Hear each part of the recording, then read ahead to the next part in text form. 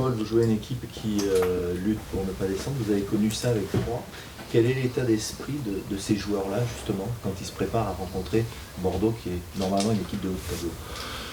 Bah, l'état d'esprit, c'est que ça va être un match de guerriers. Ils vont être à fond. Ça va être un match avec beaucoup d'engagement. Ils sont à domicile, donc je pense que ça va leur tenir à cœur d'avoir cette victoire. Donc voilà, ils vont arriver déterminés sur le terrain et à nous d'être prêts. Est-ce que quand on va sur un match à l'extérieur, même si on joue à Bordeaux, on s'attend à être beaucoup plus sollicité? Et est-ce que c'est une préparation différente? Chaque match est différent. Après, moi, je me prépare souvent de la même façon. J'ai ma préparation d'avant-match. Après, comme j'ai dit, chaque match est difficile. Donc on s'attend tous à un match difficile, mais en espérant la victoire. C'est quoi les petits secrets de gardien qui prépare un tel match? C'est les musiques d'avant-match qui nous mettent dedans, le même rituel à l'échauffement. Donc c'est plein de choses comme ça. C'est quelle musique? Ça change, c'est un peu de pop, un peu de R&B. Est-ce qu'aujourd'hui, avec ce nul, ce match sans but encaissé, t'as changé par rapport à ce qui s'est passé avant? Voilà, je pense que ce qui s'est passé, ça m'a énormément appris, ça va me servir énormément. Après, voilà, c'est clair que ça fait du bien de ne pas prendre de but, donc maintenant être le plus régulier possible, quoi. Ça fait plaisir de revenir en Champagne? Ouais, c'est clair. Après, comme je disais, c'est moi Reims, voilà, moi, je suis formé à Troyes, c'est le derby. On a été formés pour pas perdre contre Reims. On n'aime pas. Disons que c'était le match à pas perdre. Donc voilà, moi c'est. Mais bon, j'ai toujours aussi aimé jouer contre Reims. C'est un match sympa. Même en jeune, tout ça, c'est le ouais, rival. C'est le rival, ouais, c'est ça. On nous disait. En jeune, ça pouvait nous sauver une saison si elle n'était pas bonne. Si on gagnait 2 fois contre Reims aller-retour, c'était pas mal. Alors ce que tu sais pas, c'est que Bordeaux, même si Reims a été très longtemps en deuxième division, Bordeaux n'a jamais battu Reims. Ouais, c'est ce qu'on m'a dit. J'espère que ça arrivera ce week-end. Voilà, ouais. Donc on en parle un petit peu. Ouais, on m'a dit depuis 1962, donc espérons que la première elle arrive ce week-end. C'est bizarre quand même. Après, Reims, c'est quand même une équipe qui est difficile à jouer. Voilà, à domicile, ils sont compliqués à jouer, mais maintenant, à nous d'être bien en place et de faire avec nos armes. Quelques semaines après votre arrivée, comment vous vous sentez? Comment vous jaugez le club? Voilà, là, je me sens de mieux en mieux chaque jour, chaque semaine. Donc voilà, là, les entraînements, je prends totalement mon pied, donc je suis content, moi, tout va bien. Est-ce que tu as changé de dimension? Oui, c'est clair. Hein. Maintenant, on est au Girondins de Bordeaux, c'est quand même un grand club, donc bien sûr qu'on a changé de dimension. Est-ce que inconsciemment, tu as eu la pression d'être à Bordeaux? Non, je suis pas quelqu'un qui met énormément la pression. Mais après, bien sûr, c'est des matchs totalement différents, quoi. À Troyes, j'avais beaucoup d'interventions à faire. Bordeaux, j'en ai moins. Et après, je m'y attendais. Hein. Je savais très bien à quoi m'attendre. Donc à moi de m'adapter le plus rapidement possible. Et justement, c'est le fait d'être plus concentré? C'est ça, à Troyes, on pouvait se permettre de rater un ballon parce qu'on savait très bien qu'il allait en avoir un autre qui allait arriver. À Bordeaux, on peut pas, quoi. En gros, c'est ça.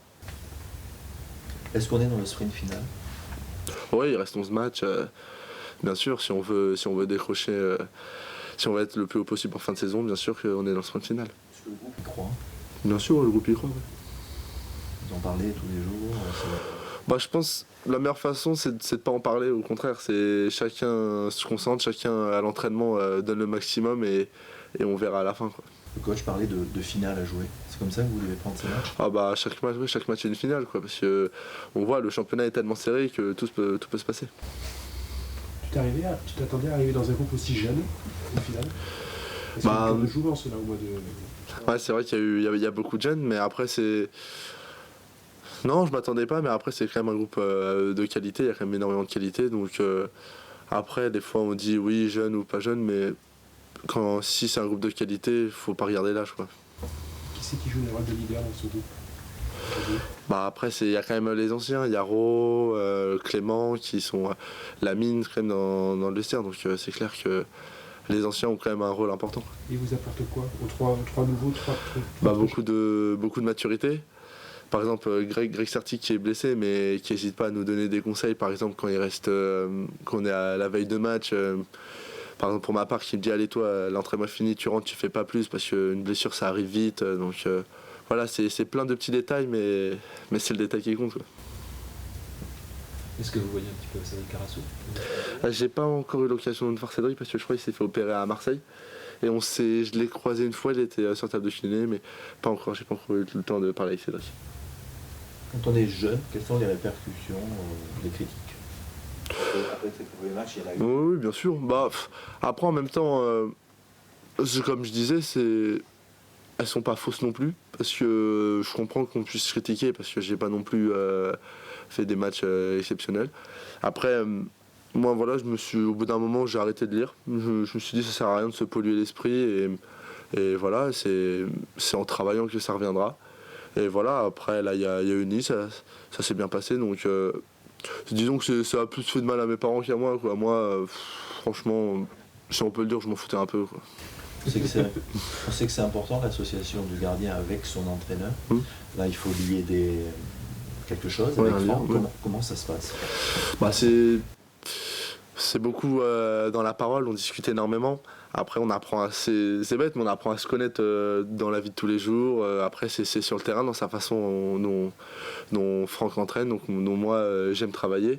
Et voilà, après, moi j'avais un entraîneur à 3, c'était totalement différent de Franck, mais voilà, comme Franck me dit, il faut se servir de chacun, et c'est comme ça qu'on grandira.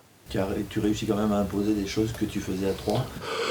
Oui, parce que je lui ai expliqué deux, trois trucs que j'aimais bien faire à 3, et puis Franck il m'a dit on va pas changer ses habitudes. Après, Franck m'apporte aussi beaucoup de choses d'un autre côté, et j'aime beaucoup. Nice, tu espères que ça a été un déclic?